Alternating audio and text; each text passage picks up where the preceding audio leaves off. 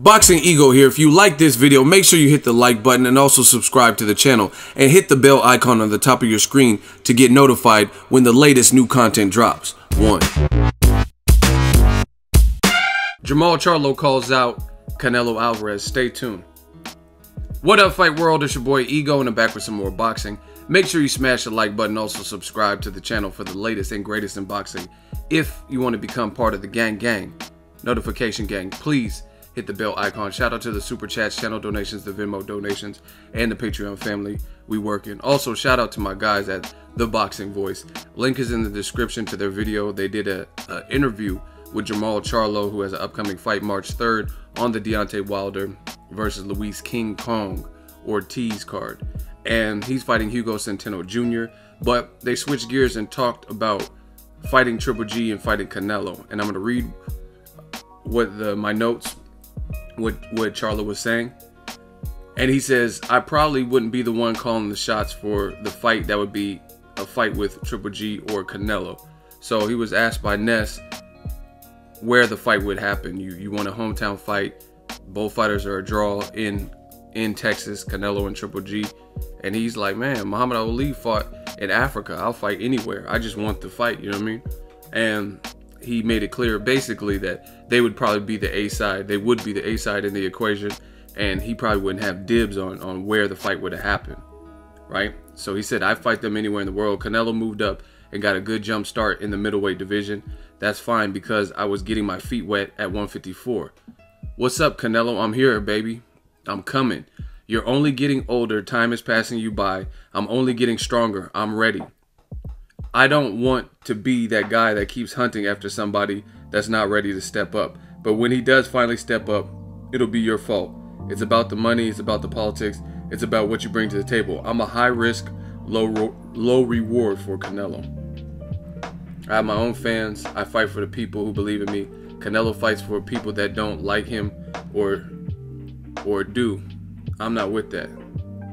I fight for the people that believe in me. I will fight anywhere in the world, anywhere where there's a Canelo, anywhere there's a Golovkin, anywhere there's a title. It doesn't matter. I can adjust to anything. I can adjust to everything. Listen, right? I seen this coming a mile away. I don't even think it's a mile. I want to say like 20 miles away. I seen this coming. It's so standard with casual fans, the excuses, you know what I'm saying? Like when somebody, a lot of times, let's just keep it real, a lot of times if it's a black fighter, this happens where they aggressively call out somebody, which is this is the craziest thing in boxing. The fans are so crazy. Listen, the craziest thing is when a fighter, let's say Gervonta Tank Davis, when it doesn't look like him or his team is ready to fight Vasyl Lomachenko, the fans get mad. Like, oh, why don't you fight Lomachenko? Fight him now. Even though Tank is not a champion right now, that's the consensus with those fans. But then you get someone like a Deontay Wilder, an Errol Spence Jr., a Jermall Charlo, and they're like, man, fuck that. I want Canelo. I want Golovkin. And those same fans who claim that they wanted the best versus the best, and if you don't want to fight the best, then you're ducking, you're a pussy, this stuff. Those fans that said they want this, now all of a sudden come up with 1,000,001 excuses to not see another good fight. Oh, he doesn't sell. How many fights does he have at middleweight? What has he done to earn it? He just wants some of Canelo's money. You know what I'm saying? This is the stupid rhetoric that I hear in the comment section, right? He's just trying to get a payday. You know what I'm saying? Who isn't? You're a prize fighter. Duh. I fight for a prize, dummy, like Floyd said. So everyone wants a payday. But at the same time, why can't it be he wants to prove himself against known name, notable people? See, and this is the other thing. When a guy don't fight nobody, then they say, oh, look at Wilder's resume. 39 fights. Who has he really fought? Okay, fine. But then when a guy's trying to get the names, Crawford's trying to get Pacquiao, Errol Spence trying to get Keith Thurman, Wilder's trying to get Joshua, Jermall Charlo trying to get Canelo or Triple G, then that's a problem too. So it's like they pigeonhole you, and it's a catch-22. You say their resume doesn't contain the names that are adequate enough for you. But then when they're aggressively calling out those names, then you make excuses why you don't want to see the fight. Which is why I made this meme on Instagram earlier. It's just crazy, and it's like clockwork. Jermall Charlo versus Canelo is a great fight. It's a fight that really could have, keep it all the way funky, because I'm in that type of mood, it could have happened at 54. And I'll show you guys in this video a picture of the Charlo brothers next to Canelo. And Canelo's probably gotten bigger over the years. This is an old photo, but Canelo at the time looked tiny next to the Charlos. So don't look for that fight to come off. And I love Canelo. I think Canelo's a hell of a fighter. I'm actually picking him to beat Golovkin, but I treat this boxing on a case-by-case basis. I love what Canelo's doing. I like his style. I like his attitude, humble. He's very mature for his age. You know what I mean? Speaking of age, here's another thing. Another way. Like, if you look at the comments, you'll see people playing dumb. He says, you getting older and I'm only getting stronger. So fans play dumb. Oh, what is he even talking about? Jermall Charlo, Canelo's younger than you by a couple of months. Guess what? They're the same age and their birthdays are separated by a few months. But you have to understand what people say. You have to learn to read between the lines. He's saying Canelo's only getting older because Canelo has moved after he fought Austin Trout. He's moved at a pace where he's a star and he was fighting big names. And he fought in Mexico, turned pro at age 15. So I'm not the smartest brother in the world, but I don't think he meant you're just hella old, like you're 41 years old. I'm pretty sure he meant you have had the bigger fights. You've had fights with Floyd, fights with Golovkin, fights with Erislandy Lara. You know what I mean? And don't get it twisted.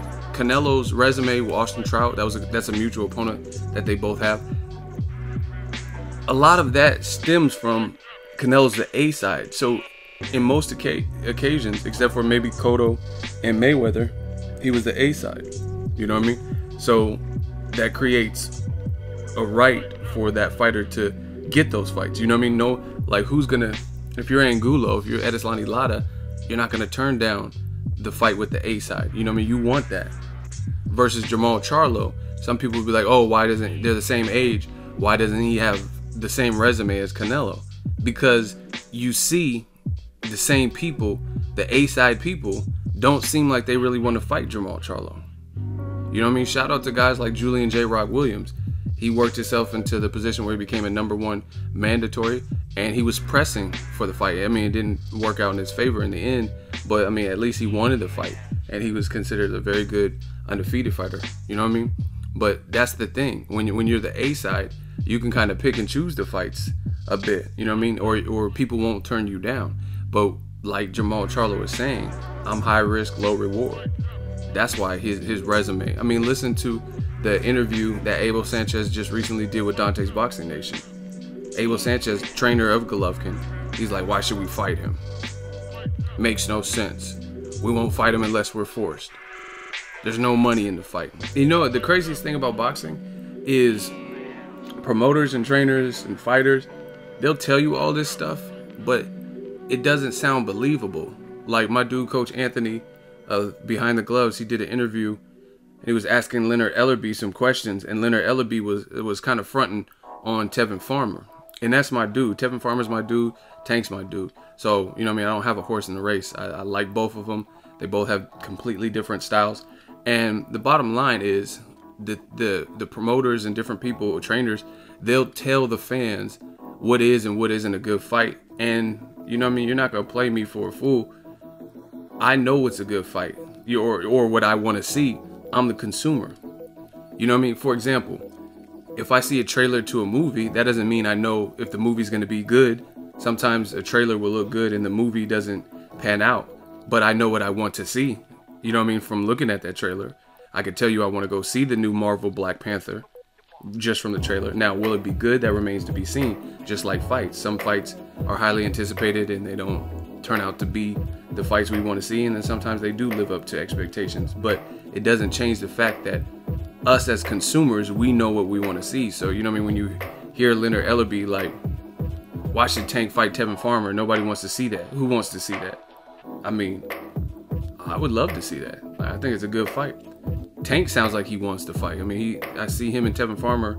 There's been several occasions where social media, they're going back and forth, talking shit to each other. So the fighters want to see it. But you know what I mean? A lot of times promoters will step in and tell us nobody wants to see that. But we know that's not the case. You know what I mean? Abel Sanchez or somebody would be like, oh, who wants to see Triple G versus Jermall Charlo? Me.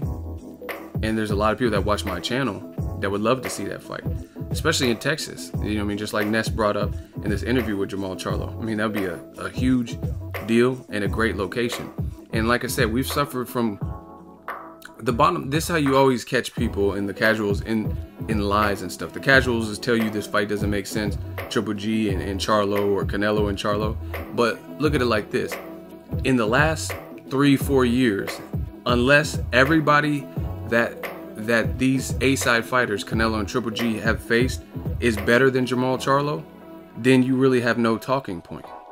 For example, if we suffered through Canelo, Liam Smith, or watch Canelo fight a welterweight in Amir Khan, you can't tell me that Jermall Charlo, an able-bodied 6'1" middleweight who's in shape, hungry, does some trash talking, has a twin brother supporting him, has a good trainer, you know what I mean? You can't tell me that that's a bogus fight. But you were down for Canelo Khan. You know what I'm saying? You were down for Triple G versus a welterweight Kell Brook, or Triple G versus Adama or Willie Monroe. But then the Charlo fight is just pathetic to you.